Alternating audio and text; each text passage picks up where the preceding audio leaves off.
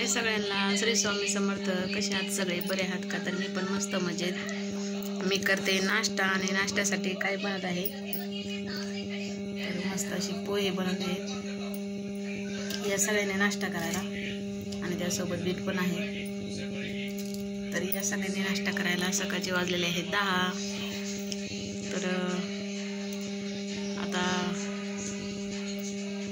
मुलाला जायचं आहे क्लासला 10 वाजता, आणि माझा स्वयंपाक वगैरे झालेला आहे, सगळा कामं पण झालेले आहेत. तर म्हणलं आता नाश्ता करावा. 10चा टायमिंग असतो नाश्त्याचा. आणि तर या सगळ्यांनी नाश्ता करायला.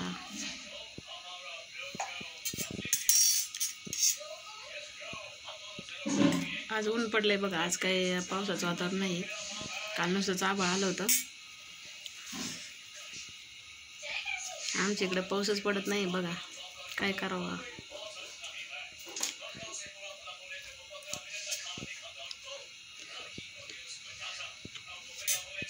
नुसतं आभाळ येतं, नुसती बुरबुर होती बघा. असं जास्त पाऊस येतच नाही. तर माझं थोडंसं वजन वाढलंय बघा, त्यामुळे म्हणलं थोडंसं आपलं डाएट करावं. त्यामुळे दुसरं काय नाही. सकाळ सकाळ खूप गडबड असते बघा. ब्लॉग बघायला टाईमच, म्हणजे ब्लॉग बनवायला टाईमच भेटत नाही. सकाळची इतकी गडबड असते ना, मुलाला जावं लागतं 6:45ला, आणि त्यामुळे त्याला डब्बा वगैरे करावा लागतो. त्याच्यामुळे सकाळी काही ब्लॉग बनवायला भेटतच नाही. बीट बघू शकता तुम्ही किती लाल जरत आहे. तर डॉक्टरने रक्त कमी सांगितलेलं आहे, त्याच्यामुळे मी बीट चालू केलं आहे. मला काही आवडत नाही बीट, पण आणलेलं आहे खाण्यासाठी. बीटची चव आहे ना थोडीशी वेगळीच लागते, पण काय आता पर्याय नाही खाल्ल्याशिवाय. रक्तवाढीसाठी खावंच लागणार आहे, कारण रक्त कमी असल्यामुळे हे सांधे आहेत ना, म्हणजे हे हाडकं आतून असे सलतात बघा. त्याच्यामुळं डॉक्टरने सांगितलं आहे बीट वगैरे खात जा. रक्तवाढीसाठी ज्यूस पित जा.